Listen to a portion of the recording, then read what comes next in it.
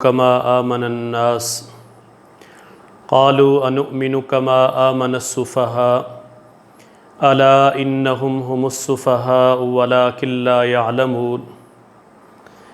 آج ہم سب سے پہلے صحابی کی تعریف پہ نظر دوڑاتے ہیں۔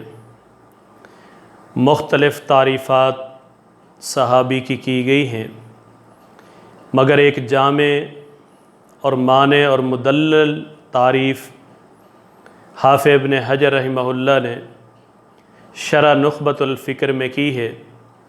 فرمایا من لقی النبی صلی اللہ علیہ وسلم مؤمنا بہ ومات علی الاسلام، کہ جس نے کائنات کے امام محمد الرسول اللہ صلی اللہ علیہ وسلم سے ملاقات کی ایمان کی حالت میں اور اسی پر ہی فوت ہوا۔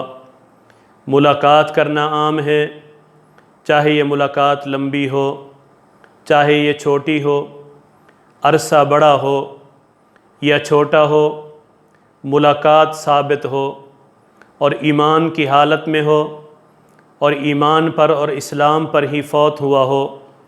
میرے نبی صلی اللہ علیہ وسلم کی حدیث ہے، نجد سے ایک شخص آتا ہے، اونٹنی پر سوار ہے، پیغمبر علیہ السلام سے سوال کرتا ہے، کہنے لگا اخبرنی بعمل اذا عملتہ دخلت الجنہ۔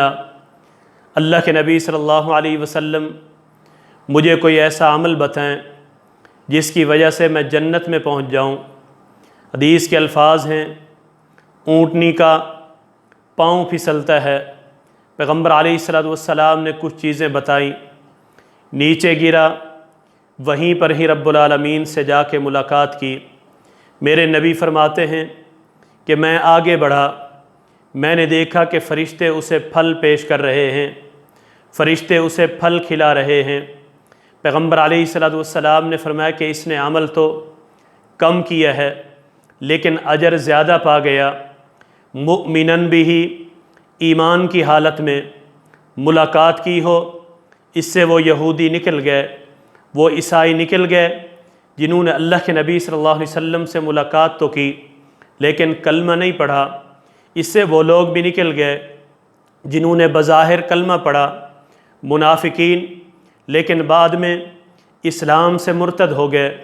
جب وہ فوت ہوئے تو اس وقت ایمان پر اور اسلام پر نہیں تھے، جیسے ابن خطل وغیرہ۔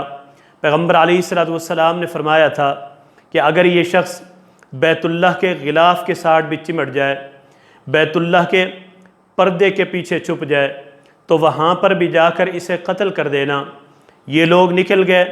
پیغمبر علیہ السلام نے فرمایا تھا، فرمایا لا تسبوا اصحابی لو ان احدکم انفق مثل احد ذهبا ما بلغ مد احدہم ولا نصیفا۔ کہا ساتھیو، میرے صحابہ کو برا نہ کہنا، میرے صحابہ کو گالیاں نہ دینا۔ تم میں سے کوئی شخص احد پہاڑ کے برابر سونا خرچ کر دے، اللہ کے نبی صلی اللہ علیہ وسلم کا ادنا سا صحابی مٹھی بھر جو خرچ کرے تو اللہ رب العالمین کے ہاں اس کی حیثیت، مقام اور اجر و ثواب زیادہ ہے۔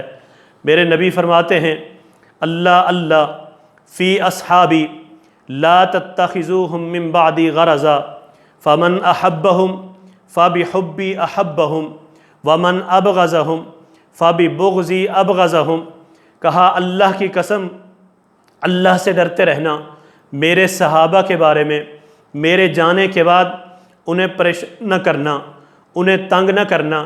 فرمایا جو ان سے محبت کرے گا گویا کہ اس نے اللہ کے نبی صلی اللہ علیہ وسلم سے محبت کی، جو ان سے بغض رکھے گا گویا کہ اس نے اللہ کے نبی صلی اللہ علیہ وسلم سے بغض رکھا۔ میرے نبی نے فرمایا اذا رأیتم الذین یسبون اصحابی فقولوا لعنت اللہ علی شرکم۔ جب تم کسی کو دیکھو کہ وہ میرے صحابہ کو گالیاں دے رہا ہے، فرمایا اس پر اللہ کی لعنت کرو کہ رب کی اس پر لعنت ہو، اس لیے کہ یہ عمل قرآن و سنت سے ثابت نہیں ہے۔ یہ عظیم لوگ ہیں، یہ پیارے لوگ ہیں، رب کے برگزیدہ لوگ ہیں، اللہ رب العالمین نے انہیں نبی کی خدمت کے لیے چنا ہے۔ میرے نبی فرماتے ہیں یہود و نصارہ کے 71-72 فرقے ہوئے، میری امت میں بھی 73 ہوں گے، پوچھا گیا اللہ کے نبی صلی اللہ علیہ وسلم جب سارے جہنم میں جائیں گے ایک جنت میں جائے گا اس کی نشانی کیا ہے؟ فرمایا ما انا علیہ و اصحابی، جو میرے اور میرے نبی کے صحابہ کے طریقے پر ہوگا ان کو جو لے گا، فرمایا اس کا ٹھکانہ جنت ہے۔ اللہ کے نبی صلی اللہ علیہ وسلم فرماتے ہیں ایک جنگ ایسی بھی ہے کہ جس میں صرف ایک صحابی ہوگا، رب العالمین اسی صحابی کی وجہ سے انہیں فتح عطا کرے گا۔ فرمایا ایک جنگ ایسی بھی ہے کہ جن میں صرف تابی ہوگا اسے بھی فتح ملے گی، جس میں تبع تابی ہوگا اسے بھی فتح ملے گی۔ یہ عظیم ہیں جنہیں رب العالمین نے چنا ہے۔ فرمایا اولئک الذین امتحن اللہ قلوبہم للتقوی، اللہ رب العالمین نے ان کے دلوں کا امتحان لیا ہے۔ فرمایا سیماہم فی وجوہہم من اثر السجود، ان کے چہروں پر سجدوں کے نشانات ہیں، ان کے چہرے چمک رہے ہیں، چہروں پہ نور ہے۔ حافظ ابن کثیر رحمہ اللہ فرماتے ہیں چہروں پر نور تہجد پڑھنے کی وجہ سے آتا ہے۔ امام مالک رحمہ اللہ فرماتے ہیں جب ان عظیم صحابہ نے شام کو فتح کیا تو وہاں کے نصارہ نے ان کے چہروں کو دیکھ کر کہا اللہ کی قسم یہ ہمارے حواریوں سے بہتر ہیں، ہمارے لوگوں سے بہتر ہیں۔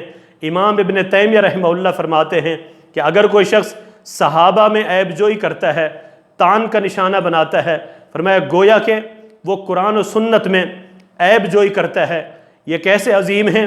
صحیح بخاری اٹھائیے، عروہ بن مسعود ثقفی رضی اللہ تعالیٰ عنہ فرماتے ہیں کہ میں جب گیا میں نے بڑے بڑے بادشاہوں کو دیکھا، میں نے کیسر و کسریٰ کے بادشاہوں کو دیکھا، اس کے ماننے والے بھی دیکھے، لیکن جب میں یہاں گیا میں نے جو اللہ کے نبی صلی اللہ علیہ وسلم کے صحابہ دیکھے، ایسے لوگ میں نے کبھی نہیں دیکھے، کہیں نہیں دیکھے۔